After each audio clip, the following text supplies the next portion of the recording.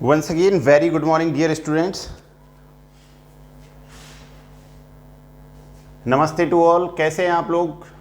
Last chapter आपका ख़त्म कर लिया है और नेक्स्ट चैप्टर जो आज हम इस क्लास के अंदर आपको डिस्कस करेंगे वो अपना चैप्टर है infrastructure. This is very important, you know, क्यों? बिकॉज विदाउट इंफ्रास्ट्रक्चर मैं अगर एक तरीके से इस तरीके से मैं कहूँ कि आप उस पाथ पर नहीं चल सकते जो डेवलपमेंट के लिए रिक्वायर्ड होता है। तो इसके लिए आपको एक इंफ्रास्ट्रक्चर की ज़रूरत होती है। तो सबसे पहले एक्चुअली होता क्या है कि जैसे आप ये मान के चलिए कि जैसे एनसीईआरटी की बुक्स में और जो अपना सीबीएसई का कोई बच्चा है या राजस्थान बोर्ड का कोई बच्चा है, जब वो 11th या 12th क्लास में इस सब्जेक्ट को पढ़ रहा होता है, जैसे अभी 12th क्लास के अंदर इंडियन इकोनॉमी है, तो वहाँ पर ये जानना बहुत ज़रूरी है कि आखिरकार इंफ्रास्ट्रक्चर जो है ये है क्या, बुक्स के अंदर क्यों आपको ये डाला गया है, क्यों सिलेबस के अंदर इसको इंक्लूड किया गया है, कैसे समझें आप इसे बिना कोई बुक्स की डेफिनेशन रटे हुए, आप इसको कैसे अपने नॉर्मल बिहेवियर के अंदर काउंट करें, आपका जो डेली रूटीन है उसमें आप कैसे समझें कि व्हाट इज इंफ्रास्ट्रक्चर। तो आइए चलते हैं और स्टार्ट करते हैं आज की हमारी इस क्लास को। और इस चैप्टर के स्टार्टिंग पॉइंट को जैसे प्रीफेस ऑफ द चैप्टर में हम देखेंगे कि आज की क्लास में हम आपको क्या क्या चीज़ें बताने वाले हैं। तो आप लोग ध्यान से सुनिएगा और एक एक चीज़ को समझने की कोशिश करेंगे। बुक्स अपनी जगह पर मायने रखती हैं और एक टीचर के अपनी जगह पर अलग मायने होते हैं, क्योंकि मेरा काम सिर्फ ये है कि मैं आपको फिजिकली कैसे समझा सकूं या यहाँ पर एक तरीके से आपके सामने उपस्थित होकर कैसे समझा सकूं कि आखिरकार ये इंफ्रास्ट्रक्चर जो है ये है क्या, why we needed infrastructure, why a country needed infrastructure, why all world needed infrastructure. तो ये सारे ऐसे सवाल हैं जिनका जवाब आपके लिए देना बहुत ज़रूरी है। तो चलिए स्टार्ट करते हैं आज का टॉपिक और देखते हैं कि क्या आखिरकार जो ये इंफ्रास्ट्रक्चर का कॉन्सेप्ट है ये क्या है। तो यहाँ पर मेंशन कर देता हूँ मैं आपको स्टार्टिंग में टॉपिक इंफ्रास्ट्रक्चर।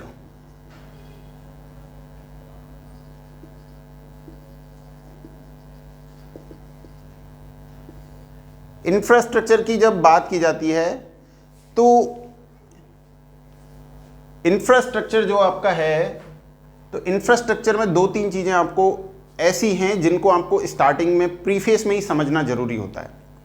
जैसे कि क्या क्या, वर्ड को देखिए आप ध्यान से, इस शब्द को देखिए इंफ्रास्ट्रक्चर को। जैसे मैं अभी आपको कई एग्जाम्पल यहाँ पर लिखता हूँ, फिर हम इसके बारे में बात करेंगे। जैसे मैंने एक एग्जाम्पल लिखा है इधर साइड में, अभी मैं सिर्फ एग्जाम्पल लिख रहा हूँ और यानी कि कुछ चीज़ें आपको यहाँ पर नोट डाउन कर रहा हूँ। तो आप ध्यान से देखिएगा, मैंने जैसे मान लीजिए यहाँ ट्रांसपोर्ट लिखा, ठीक है, मैंने यहां पर कम्युनिकेशन लिखा, ठीक है, कम्युनिकेशन हो गया, ट्रांसपोर्ट हो गया, फिर मैंने यहां पर एनर्जी लिखा, ठीक है, एनर्जी, पावर, जो भी आप चाहें, इलेक्ट्रिसिटी, ये सब। तो मैंने ये कुछ टर्म्स लिखे। अब आपको समझ में आ गया कि इंफ्रास्ट्रक्चर क्या है? नहीं आया होगा, बेसिकली नहीं आना है क्योंकि अभी मैंने बताया ही नहीं है। सिर्फ आप तो ये कहेंगे सर आपने कुछ इस तरीके की ये टर्म्स लिखी है। जी, अब समझते हैं। चलिए देखिए कि इंफ्रास्ट्रक्चर को कैसे ईजीएस्ट वे में आपको मैं बताने वाला हूँ। सबसे पहले क्या होने वाला है कि जो आपका इंफ्रास्ट्रक्चर है, तो इसको समझने के लिए हमको क्या करना है, हमको सबसे पहले रिक्वायर्ड है कि हम किसी ऑर्गेनाइजेशन के पास जाएं। आप इस ऑर्गेनाइजेशन की बात कर रहे हैं या फिर आप बात कर रहे हैं किसी कंट्री की।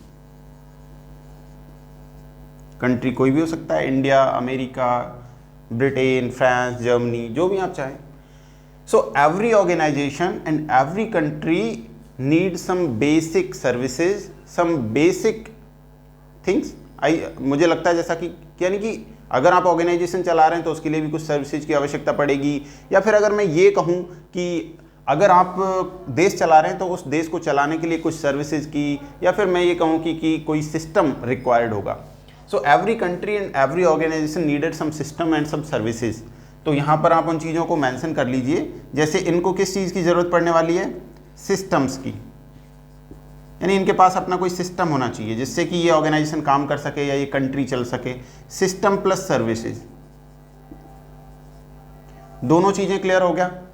अब सिस्टम और सर्विसेज जब इन दोनों के पास में होंगे तब जाकर के ये कहीं काम कर पाएंगे, ये अपने रास्ते पर चलेंगे। यानी एक कंट्री का रास्ता क्या होता है?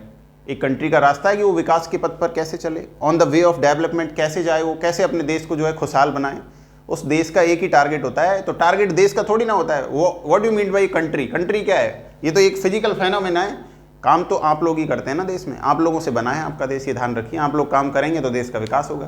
तो every country and every organisation needed some systems and services, then what is, क्या हम इसको सिस्टम कहें कि infrastructure is a system, infrastructure provide services? अगर क्या हम इसको ऐसे कहें? बिल्कुल कह सकते हैं आप इसको। अब एक और जो मैं आपको एक बात बताऊं यहाँ पर, जो एक चीज़ मेरे को आपको बताना बहुत ज़रूरी है कि ये यहाँ पर जो है आप इसको ऐसे कॉल करिए, ये और ईजीएस्ट बनाइए इसको कि infrastructure refers a support system, a support system. जो इकोनॉमिक्स के स्टूडेंट है वो अच्छे तरीके से समझते हैं और जो साइंस के हैं वो भी समझते हैं कि सपोर्ट सिस्टम क्या है। कई बार आपकी जो है लाइफ में ऐसी कंडीशन आती है कि आप क्रिटिकल सिचुएशन में पहुंच जाते हैं और आपको सपोर्ट सिस्टम दिया जाता है, सपोर्ट सिस्टम मिलता है, आपको बचाना है, आपकी लाइफ इंपॉर्टेंट है। तो इकोनॉमिक्स में सपोर्ट सिस्टम का काम करेगा इंफ्रास्ट्रक्चर। इंफ्रास्ट्रक्चर को डैमेज कर दीजिए, एक देश वैसे ही मर जाएगा, उसका अंत वैसे ही हो जाएगा अगर इंफ्रास्ट्रक्चर नहीं होगा तो। आप आज के देश में, आज के दौर में देखिए, इंडिया और चाइना बॉर्डर की मेन प्रॉब्लम क्या है? इंफ्रास्ट्रक्चर इसकी मेन प्रॉब्लम है। अगर आप लोग समझदार हैं तो इंडिया अपना इंफ्रास्ट्रक्चर डेवलप कर रहा है, रोड बना रहा है, वहाँ पर एयरवेज का जो है, जो एयर स्ट्रिप्स हैं आपकी, उनको जो है वो डेवलप कर रहा है। तो जब आप कम्युनिकेशन के वे को तैयार करेंगे, आप इंटरनेट प्रोवाइड करेंगे वहाँ पर, और भी बहुत सारी चीज़ें हैं, तो सामने वाला सोचेगा भाई ये तो इंफ्रास्ट्रक्चर का डेवलपमेंट कर रहा है इधर। अब जब आप इंफ्रास्ट्रक्चर का डेवलपमेंट कर रहे हैं तो ऑब्वियसली उनको पता है कि भाई आप डेवलपमेंट के पाथ पर हैं, तो ग्रोथ तो होगा, क्योंकि वो नहीं चाहते कि आप उनसे आगे जाएं। ये मेन मुद्दा है, यानी इकोनॉमिक मुद्दा अगर मैं देखूं तो मेन है। बाकी ऐसे डायरेक्टली क्लैसेज मेरे हिसाब से कहीं पर भी नहीं है, क्योंकि इनकी वजह से समस्या होती है। चलिए खैर, वो एक इंटरनेशनल रिलेशनशिप्स का मुद्दा है जिसको हम यहाँ पर डिस्कस नहीं करेंगे अभी। तो ये it is refers a support system. Support system किसके लिए भाई? कंट्री के लिए सपोर्ट सिस्टम है, ऑर्गेनाइजेशन के लिए सपोर्ट सिस्टम है। आपके घर में भी इंफ्रास्ट्रक्चर के बहुत सारे ऐसे पार्ट्स होंगे जो आपके घर का सपोर्ट सिस्टम आप उसे कह सकते हैं। आगे बात करते हैं कि कैसे अब इसको हम डिस्क्राइब करें। ठीक है ना? तो अब चलिए इसका एक डेफिनेशन स्टाइल के अंदर इसको हम एक्सप्लेन करते हैं और समझते हैं कि आखिरकार किस तरीके से आप इंफ्रास्ट्रक्चर को लिख सकते हैं और इसमें क्या क्या काउंट होता है। तो आप इस तरीके से लिख सकते हैं कि इंफ्रास्ट्रक्चर इज अ सपोर्ट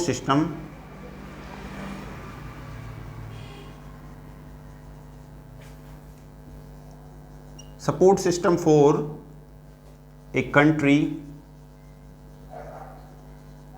ये यहां तक ध्यान रख लिया, support system for a country to achieve the economic and social development. बहुत आसान है बच्चों, देखो किसी भी टॉपिक को समझना बहुत आसान है। जिस तरीके से आप इंडियन इकोनॉमिक्स मेरे साथ पढ़ रहे हैं, होप कि आपको समझ में आ रहा होगा। और बहुत आसान सा कॉन्सेप्ट होता है, बस बातें कहाँ पर होती हैं कि आपको फोकस करना होता है कि आखिरकार आपका जो माइंड है ये सेट होना चाहिए कि आखिरकार आप पढ़ क्या रहे हैं।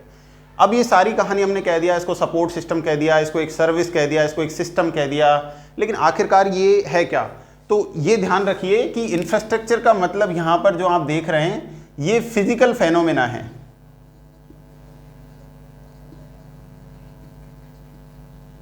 ये फिजिकल फेनोमेनन है, यानी कि अब आप कहेंगे सर, अब आप बताइए, जैसे मान लीजिए सपोज दैट कि आप केंद्रीय विद्यालय के स्टूडेंट हैं, आप प्राइवेट स्कूल के स्टूडेंट हैं, या फिर आप कॉलेज के स्टूडेंट हैं। आप जब सुबह कॉलेज जाते हैं तो क्या क्या चीज़ यूज़ करते हैं? व्हीकल यूज़ करते हैं, जाने के लिए किसका यूज़ करते हैं? रोडवे, रोड पे जाते हैं ना, रोड से जाते होंगे, बिल्कुल जाते हैं। तो रोड मिलेगा आपको, स्ट्रीट लाइट मिलती हैं, रात के टाइम जा रहे हैं जलती हुई मिलेंगी सिटीज़ में, ठीक है। आपको कभी कभी ट्रैवल करते हैं, रेलवेज़ का यूज़ करते हैं, एयरवेज़ का यूज़ करते हैं, ठीक है। कई बार आप जो है देखते हैं इलेक्ट्रिसिटी के लिए जो है डैम्स बनाए जाते हैं। तो हर एक चीज़ अगर फिजिकली तौर पर आपको कहीं दिख रही है, फिजिकल तौर पर आपको दिखाई दे रहा है, इस तरीके से ट्रांसपोर्ट हुआ, कम्युनिकेशन हुआ, एनर्जी हुआ। आज के ज़माने में तो देखिए बहुत सारी ऐसी चीज़ें हैं कि बच्चे को पता भी नहीं होता कि यार ये क्या चीज़ है। तो मैं आपके आसपास, आपके घर में आप कुछ भी चीज़ देखिए, everything just like as a infrastructure, हर चीज़ इंफ्रास्ट्रक्चर से जुड़ी हुई आपको नज़र आएगी। इससे आप कोरिलेट करते हुए उसको नजर आएंगे। आपके घर का विकास करते हैं तो आपके मायने में आपके घर का विकास क्या है, चलो आप मुझे बताइए। अभी आपको एक कमरा दे दिया है, आपके घर में सिर्फ एक कमरा, कुछ नहीं है। धीरे धीरे आप क्या करेंगे, टीवी आएगा, फ्रिज आएगा, कूलर आएगा, सोफा सेट्स आएगा और भी आएगा, तो फिर आपका घर क्या गुड लुकिंग लगने लगेगा। तब मैं क्या कहूँगा, यार वेरी वेल मैनेज्ड आपका हाउस है, बहुत अच्छा घर है। मैंने क्यों कहा, क्योंकि आपके घर के अंदर जो इंस्ट्रूमेंट्स हैं, जो पार्ट्स, जो इंफ्रास्ट्रक्चर है, जो सिस्टम है आपका, जो सपोर्ट सिस्टम है आपके घर को चलाने के लिए, सो वेरी ब्यूटीफुल। तो मैं कहूँगा ना बहुत अच्छा है। तो किसी देश का सपोर्ट सिस्टम अगर अच्छा होगा तो अच्छा नहीं लगेगा क्या? ओवर ब्रिजेस, अच्छे रोड्स, अच्छी लाइट्स, अच्छे डैम्स और हर चीज़ अगर आप क्लासिक वे में बनाएंगे तो आप कह पाएंगे सर ये इंफ्रास्ट्रक्चर वाला कॉन्सेप्ट है, ये तो बहुत ही ज़बरदस्त है। और मैं आपको एक चीज़ क्लियर कर देता हूँ, every country must needed this concept. इसके बिना आप डेवलपमेंट नहीं कर पाएंगे, आप डेवलप नहीं हो पाएंगे। ये बहुत ज़रूरी है। इंडिया के जैसे जो कंट्रीज़ हैं, हम तो डेवलपिंग कंट्रीज़ के अंदर काउंट होते हैं, तो हमारे लिए तो ये चीज़ें बहुत ज़रूरी है। अब बात करते हैं इंफ्रास्ट्रक्चर के इस कॉन्सेप्ट को यहाँ से हटा करके कि आखिरकार इसके अंदर आता क्या क्या है, किस चीज़ को आप कहेंगे कि सर ये इंफ्रास्ट्रक्चर है। तो जल्दी से इसको हम यहाँ पे रफ कर देते हैं। उम्मीद है आपको ये चैप्टर काफ़ी अच्छा लग रहा होगा अभी तक। अगर आपको ये चैप्टर अच्छा लग रहा है तो आप आगामी जो वीडियोस होने वाले हैं हमारे, वो सिर्फ और सिर्फ यूट्यूब चैनल आरकैप को सब्सक्राइब करके देख सकते हैं। और उम्मीद है ये आपको काफ़ी अच्छा लगेगा और समझ में भी आएगा। इसके बाद आप अपनी बुक्स भी रीड आउट कर सकते हैं, तो वहाँ भी समझ सकते हैं। कोई क्वेरी है तो मैसेज कर दीजिएगा। अब बात करते हैं कि ये जो इंफ्रास्ट्रक्चर है इसके टाइप्स क्या हैं भाई। इससे पहले कि हम टाइप्स की बात करें, मेरा मानना ये है कि मैं आपको ये बता दूं कि इंफ्रास्ट्रक्चर में कौन कौन सी चीज़ें आती हैं। तो मैं आपको टाइप्स बताने के साथ साथ वहीं पे इनके एग्जाम्पल्स ऐड करूंगा, तो वहाँ पे आप इनको देखना। Generally 2 types. पहला जो है वो है आपके इकोनॉमिक इंफ्रास्ट्रक्चर।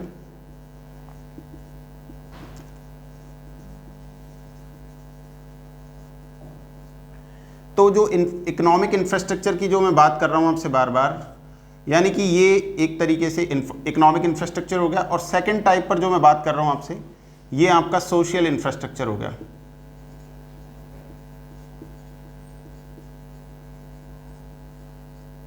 ये चीज़ क्लियर हो गई, बहुत शानदार। तो ये टाइप नंबर 1, ये टाइप नंबर 2। इसको कई बार जैसे हिंदी मीडियम के जो छात्र हमारी कोचिंग में यानी कि इस क्लासेज को देख रहे हैं, तो वो यहाँ पर लिखेंगे आर्थिक, ठीक है ना, और यहाँ पर लिखेंगे सामाजिक, सोशल। ये चीज़ क्लियर है? क्या है स्ट्रक्चर, क्या होता है स्ट्रक्चर, क्या है संरचना है। तो ये सामाजिक एक तरीके से स्ट्रक्चर है, ये आर्थिक इकोनॉमिक स्ट्रक्चर है। जब इस कॉन्सेप्ट को स्टार्टिंग में मैंने आपको बताया था तो 2 चीज़ें और इसके साथ जानना चाहिए। जनरली इसको बोला जाता है यहाँ पर इंफ्रास्ट्रक्चर को, तो ये आधारभूत संरचना होती है किसी भी कंट्री की। क्या होती है बच्चों? आधारभूत संरचना, यानी कि ये बहुत ज़रूरी है, बेस है। ये क्या है?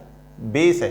अब आप बताइए, बिना बेस के कभी आपने मकान बनाया है? हवा में लटकता हुआ मकान बनाया है? नहीं बनाया ना। तो बेस चाहिए ना, किसी भी कंट्री को विकास करने के लिए बेस तो चाहिएगा ना। बेस कहाँ बनेगा? ज़मीन पर बनेगा, लैंड पर बनेगा, यहाँ पर, ठीक है। एयर स्ट्रिप्स बनती है, कहाँ बनती है? आसमान में थोड़ी बनती है, यहीं बनती है। तो विकास तो आपको यहीं करना है।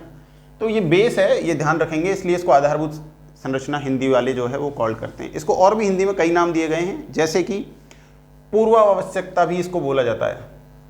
पूर्वावश्यकता यानी कि अगर आपको डेवलपमेंट के वे पर जाना है तो इसकी ज़रूरत पड़ने वाली है इंफ्रास्ट्रक्चर की, तो ये भी कॉल कर सकते हैं आप इसको। अब हम सीधे चलते हैं इकोनॉमिक इंफ्रास्ट्रक्चर पर और सोशल इंफ्रास्ट्रक्चर पर, समझते हैं कि आखिरकार इसमें क्या क्या होना है।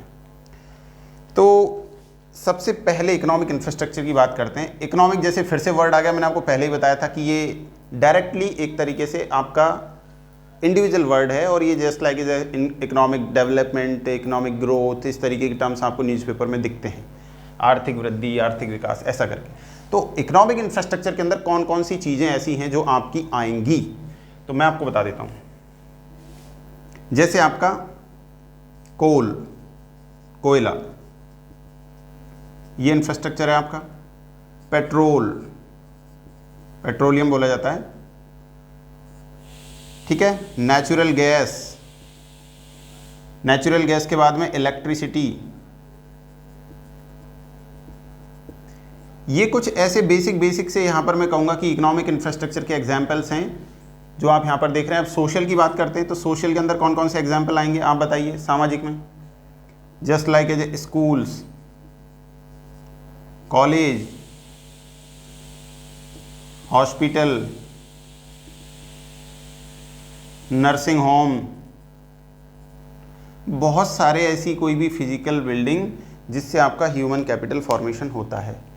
ठीक है, ये बहुत आसान है। आप समाज की तरफ से देखेंगे, सोसाइटी में आपको अच्छा क्यों माना जाता है। जैसे आप मान लीजिए 12th क्लास के स्टूडेंट हैं, तो आपकी 12th क्लास के अंदर मेरिट आती है। अब अड़ोस पड़ोस में जहाँ भी आप रहते हैं, आपके मोहल्ले में, वहाँ आपका उस दिन चारों तरफ अरे यार आपके बच्चे की मेरिट आई है, आपके बच्चे की मेरिट आई है, यानी आपके मम्मी पापा का नाम रोशन होता है। क्यों होता है? क्योंकि आपने समाज में कोई काम किया है। अब आपने फैक्ट्री में काम करके तो मेरिट नहीं लाई, आपने स्कूल में एजुकेशन लिया है, आपने अपना जो एक तरीके से ह्यूमन डेवलपमेंट या ह्यूमन कैपिटल फॉर्मेशन की अगर मैं बात करूँ तो वो हुआ है आपका स्कूल और कॉलेजेस में जा करके। हॉस्पिटल क्या हेल्पफुल रहा? हॉस्पिटल में आप कभी भी मान लीजिए उस दौरान बीमार रहे होंगे तो आपको फिजिकली फिटनेस के लिए हॉस्पिटल की हेल्प ली होगी आपने। ठीक है, जैसे बच्चों के लिए नर्सिंग होम्स वगैरह ये सब। तो आखिरकार ये जो चीज़ें हैं ये सोशल इंफ्रास्ट्रक्चर से जुड़ी हुई हैं। किसी कंट्री के अंदर इनका होना बहुत ज़रूरी है। अगर ये नहीं है तो ह्यूमन कैपिटल फॉर्मेशन ब्लॉक हो जाएगा। अगर ह्यूमन कैपिटल फॉर्मेशन ब्लॉक हो जाएगा तो किसी कंट्री का ओवरऑल डेवलपमेंट नहीं हो पाएगा, कभी नहीं हो पाएगा। बच्चों ध्यान रखना, ओवरऑल डेवलपमेंट अलग बात होती है और इकोनॉमिक डेवलपमेंट अलग बात होती है। किसी भी कंट्री के मैं ये कहूँ कि अगर उसको सही तरीके से विकास करना है तो economic plus social development so must needed, ध्यान रखिएगा। अब आगे चलते हैं। अगर इकोनॉमिक इंफ्रास्ट्रक्चर जो है आपका बढ़िया है, शानदार है, तो आपका जो जीडीपी होगा, ठीक है ना, ये साउंड पोजीशन में होगा, बहुत अच्छी कंडीशन में होगा, क्योंकि पैसा आएगा इससे। आउटपुट आप इसे कहते हैं, उत्पादन बहुत बढ़िया होगा, शानदार होगा। अब उत्पादन शानदार होगा तो आपको एम्प्लॉयमेंट मिलेगा कि नहीं मिलेगा? मिलेगा। रोजगार मिलेगा, बिल्कुल मिलेगा भाई। अब ये सारी बातें तो इधर की हो गई, यहाँ से तो ये सारे फायदे हो रहे हैं। और अगर आप सोशल वे में डेवलप एक तरीके से सोशल इंफ्रास्ट्रक्चर की बात करते हैं तो यहाँ पर ह्यूमन कैपिटल फॉर्मेशन HCF, मानव पूंजी निर्माण होगा। यहाँ पर क्या होगा बच्चों? मानव पूंजी निर्माण।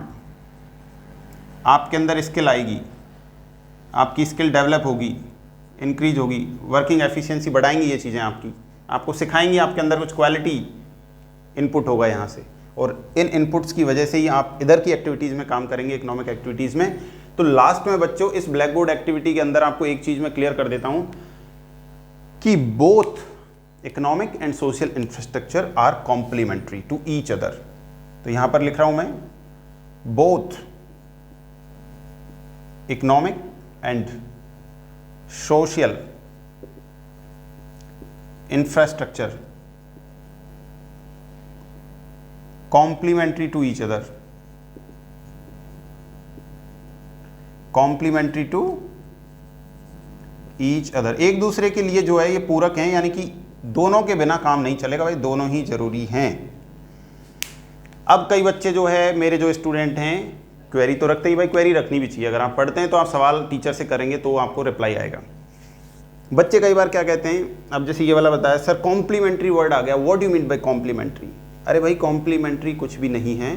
कॉम्प्लीमेंट्री का मतलब ये होता है, मान लीजिए आपके पास कोई एक पेयर है तो पेयर रिक्वायर्ड है आपको, अगर वो चीज़ पेयर में नहीं होगी तो फिर काम की नहीं होगी। मान लीजिए मैं अभी मार्केट गया और मार्केट से 10,000 रुपये के रीबॉक के शूज़ लेके आया और मेरा उस पेयर में से एक जूता कहीं सड़क पे गिर गया, अभी तक मैंने उसको वेयर नहीं किया, पहना नहीं है। अब घर पे मेरे पास सिर्फ एक ही पीस है, अब बताइए उस पीस का मैं क्या करूँ? एक पैर में जूता डालूँ और एक पैर से चलने लग जाऊँ? तो ये कैसे पॉसिबल है? How it is possible? तो सेम तरीके से वही कंडीशन है कि यहाँ पर भी दोनों चीज़ें रिक्वायर्ड हैं, दोनों पार्ट्स रिक्वायर्ड हैं किसी कंट्री के डेवलपमेंट के लिए। अगर इकोनॉमिक इंफ्रास्ट्रक्चर बढ़िया है तो सोशल इंफ्रास्ट्रक्चर का बढ़िया होना बहुत ज़रूरी है। ये आप देख लीजिए, अब आप डिसाइड करिए कि आपकी कंट्री के अंदर स्कूल्स हैं या नहीं हैं, हॉस्पिटल हैं या नहीं हैं, क्योंकि ये आप जैसे लोगों के लिए, जो बच्चे हमारे पढ़ रहे होते हैं उनके लिए ज़रूरी हैं, आप इनकी बदौलत हैं आज। तो जब आप इधर से ह्यूमन कैपिटल फॉर्मेशन करोगे तो आप यहाँ पर आपका आउटपुट रिफ्लेक्शन होगा। आपके आउटपुट का रिफ्लेक्शन कहाँ होगा? यहाँ होगा, इकोनॉमिक वाले के अंदर। तो ये चीज़ें होप्स हो कि टाइप्स ऑफ इंफ्रास्ट्रक्चर आपको समझ में आ गया होगा। अभी हम आगे इसको लेकर के चलते हैं और समझते हैं कुछ चीज़ों को, जैसे कि इंपॉर्टेंस क्या है इंफ्रास्ट्रक्चर का, ये समझते हैं सबसे पहले। इंपॉर्टेंस समझने के बाद में हम स्पेशली बात करेंगे यहाँ पर इकोनॉमिक इंफ्रास्ट्रक्चर की, कि इकोनॉमिक इंफ्रास्ट्रक्चर के अंदर कौन कौन से पार्ट्स को एक्सप्लेन किया जा सकता है। तो चलिए जल्दी से इसको रफ करते हैं, और उम्मीद है कि आपको ये चीज़ समझ में आ गई होगी। आगे हम इसके इम्पॉर्टेंट को जल्दी जल्दी से बताएंगे पॉइंटों में, क्योंकि बाकी डिटेल्स स्टडी जो है आप कर सकते हैं, आपकी बुक में भी ये पॉइंट्स आपको मिल जाएंगे। जो क्लास 12th के स्टूडेंट्स हैं वहाँ पे भी आप देख सकते हैं। एग्जाम में जब इनको लिखें तो बेसिक सी बात बताना, इनके बारे में ना भूलें, ठीक है ना। और देखो, याद करना रटना अलग बात होती है, और समझ के किसी चीज़ को करना अलग बात होती है, क्योंकि ये लाइफ टाइम अचीवमेंट होने वाला है आपका, अगर आप किसी चीज़ को समझ करके कर रहे होते हैं तो। अब इंफ्रास्ट्रक्चर के इंपॉर्टेंस की बात करते हैं ना। महत्व क्या है भाई? तो सबसे पहले नंबर पर तो ये है कि जो आपका प्रोडक्शन है ये इंक्रीज होगा। क्या होगा? इंक्रीज होगा। अब प्रोडक्शन कहां कहां पे हो सकता है? प्राइमरी सेक्टर में हो सकता है, सेकेंडरी सेक्टर में हो सकता है, और सर्विस सेक्टर में हो सकता है। इकोनॉमी के अंदर ये 3 सेक्टर्स होते हैं मोस्टली जनरली, और तीनों के अंदर प्रोडक्शन इंक्रीज होगा। किसकी वजह से? अगर आपका इंफ्रास्ट्रक्चर बहुत अच्छा है तो। पहला चीज़ तो ये क्लियर हो गया। सेकंड वन, बार बार बात करते हैं फॉरेन डायरेक्ट इन्वेस्टमेंट, ये आएगा आपकी कंट्री में, FDI, ठीक है ना। FDI इंक्रीज होगा, बाहर के लोग आएंगे अगर आपका इंफ्रास्ट्रक्चर अच्छा है। अगर मान लीजिए आपकी कंट्री में घूमने के लिए बहुत अच्छी जगह हैं, रोड बहुत शानदार हैं, कनेक्टिविटी बहुत अच्छी है, चाहे एयर की हो, चाहे रेल की हो, चाहे बस की हो, चाहे किसी की भी हो, चाहे आपका रोडवे, रेलवे, एयरवे, अगर तीनों अच्छे हैं तो लोग आएंगे, जल्दी जल्दी सफ़र करेंगे, घूमेंगे, विजिट करेंगे, ये वो। और आपका जो एक तरीके से मैं कहूँ कि जो ट्रांसपोर्टेशन है ये बहुत मस्ट कंपलसरी है भैया ना, क्योंकि अगर आपका कंट्री है उसका मिडिल में कोई पार्ट है और वहाँ से किसी गुड्स और सर्विसेज की सप्लाई करनी है बाहर अब्रॉड में, तो देखिए कनेक्टिविटी बहुत अच्छी होगी तो ही गुड्स बाहर जा पाएगी, अदरवाइज ख़राब हो जाती हैं चीज़ें ना ट्रैवलिंग के दौरान या ट्रांसपोर्टेशन के दौरान। तो ये चीज़ें कहीं ना कहीं मायने रखती हैं। तो FDI आएगा, ये चीज़ क्लियर कर लीजिए आप। और क्या क्या फ़ायदे होते हैं इंफ्रास्ट्रक्चर के अच्छे होने से? ह्यूमन कैपिटल फॉर्मेशन होगा, ये मैंने आपको पहले ही बता दिया, ठीक है। आपका इकोनॉमिक जो ग्रोथ है और जो इकोनॉमिक डेवलपमेंट है ये भी भाई बढ़ेगा, इंक्रीज होगा, पॉजिटिव, इन चीज़ों की बदौलत, ये ध्यान रखेंगे आप। नंबर 4 पर हम बात करते हैं कि नंबर 4 पर ऐसा कौन सा रीजन हो सकता है, यानी कि कौन सा इसका महत्व हो सकता है। तो इसको बच्चों आज के ज़माने में मैं सिर्फ यही कहता हूँ, बुक्स में चाहे कुछ भी हो, कि एम्प्लॉयमेंट इंक्रीज होगा भाई, रोजगार बढ़ेगा। अगर संसाधन अच्छे हैं हमारे पास तो एम्प्लॉयमेंट जरूर हमारा बढ़ेगा, क्योंकि आउटपुट एक्टिविटीज़ जो है वो बढ़ेंगी। तो आउटपुट एक्टिविटीज़ कब बढ़ती हैं? जब आपके लेबर काम करेगा, जब आपकी टेक्नोलॉजी काम करेगी, तो ये चीज़ें टेक्नोलॉजी में इम्प्रूवमेंट आएगा। और एक सबसे इम्पॉर्टेंट जो बात है नंबर 5 पर, जिसको मैंने पहले भी लिख दिया है, तो इसमें स्किल कहूँ या फिर मैं ये कहूँ कि वर्किंग एफिशिएंसी, कार्य करने की क्षमता, ये बढ़ेगी भाई आपकी। क्या बढ़ेगी? कार्य करने की क्षमता। अब कई बच्चे सवाल कर देते हैं सर कि ये कैसे बढ़ेगी? जैसे मैं अभी आपको एग्जांपल देता हूँ, आजकल जयपुर के अंदर आप लोग देखते होंगे कि 200 बच्चों की कोचिंग क्लासेज होती हैं, कंपटीशन की होती हैं, मोस्टली रोजगार के लिए लोग करते हैं। AC लगा रखे हैं, एक कमरे में 10 AC चल रहे हैं, 500 बच्चे बैठे हुए हैं, टीचर जो है टीचिंग करवा रहा है। आप बताइए, अगर वो AC नहीं हो तो उस कंडीशन क्या होगी उस कमरे की? क्या 500 लोग बैठ पाएंगे? चाहे फ़ैन चले उसके अंदर, मान लीजिए फैंस अगर नहीं है, फ़ैन बिल्कुल नहीं है, तो क्या 500 लोग बैठ पाएंगे? 1-1, 2-2, 3-3, 4-4, 5-5 घंटे की क्लासेज होती हैं। तो मेरा कहने का मतलब यही है कि आपकी वर्किंग एफिशिएंसी, यानी कि वो टीचर वहाँ पे तभी काम करेगा, वो बच्चे तभी काम कर पाएंगे जब वहाँ पर वातावरण अनुकूल होगा। तो आप समझिए, ये कहीं ना कहीं पर इंफ्रास्ट्रक्चर अच्छा है तो आपकी वर्किंग एफिशिएंसी से बढ़िया होगी, शानदार। वर्किंग एफिशिएंसी अच्छी होती है तो आपका आउटपुट ऑलमोस्ट अच्छा आता है। तो ये कुछ ऐसी चीज़ें हैं जो मैंने आपको बताई हैं। इन्वेस्टमेंट इंक्रीज़ होगा, इन्वेस्टमेंट के बाद में मैंने फॉरेन डायरेक्ट इन्वेस्टमेंट की बात ऑलरेडी कर दी है। तो ऐसे बहुत सारे टॉपिक ऐसे हैं जिनको आप अपने अनुसार भी यहाँ पर बता सकते हैं। अब चलिए जल्दी से हम आज बात कर लेते हैं इकोनॉमिक इंफ्रास्ट्रक्चर की, और आज के टॉपिक में इसको यही ख़त्म करते हैं, जिससे कि कल ये चैप्टर हमारा ख़त्म हो सकता है। अब हम सीधे चलते हैं इकोनॉमिक इंफ्रास्ट्रक्चर पर और एक जनरल इंट्रोडक्शन उनके बारे में लेते हैं बच्चों के हिसाब से, 12th क्लास के बच्चों के हिसाब से, या फिर कोई जैसे कई बार क्या है कि जैसे पीसीएस मेंस एग्जामिनेशन लिखते हैं बच्चे, तो मेंस में क्या है कई बार लिखने का होता है तो गड़बड़ कर देते हैं। तो कैसे लिखें आप एक अच्छा उत्तर? अगर आप भी विकास दिव्य कीर्ति सर के जैसा बनना चाहते हैं जो दृष्टि IAS कोचिंग में पढ़ाते हैं, तो सर 1995 में भी IAS UPSC फाइट कर लिया था सर ने, और 96 में उन्होंने लेफ्ट कर दिया था, छोड़ दिया था। तब से मार्गदर्शन दे रहे हैं बच्चों के लिए, छात्रों के लिए, और बहुत अच्छी बात है, देना भी चाहिए। तो आप लोग रेडी करिए अपने आप को, स्मार्ट बनिए। आज के ज़माने में स्मार्ट स्टडी की ज़रूरत है। तो इकोनॉमिक इंफ्रास्ट्रक्चर की बात करते हैं बच्चों जल्दी से यहाँ पर। Economic infrastructure,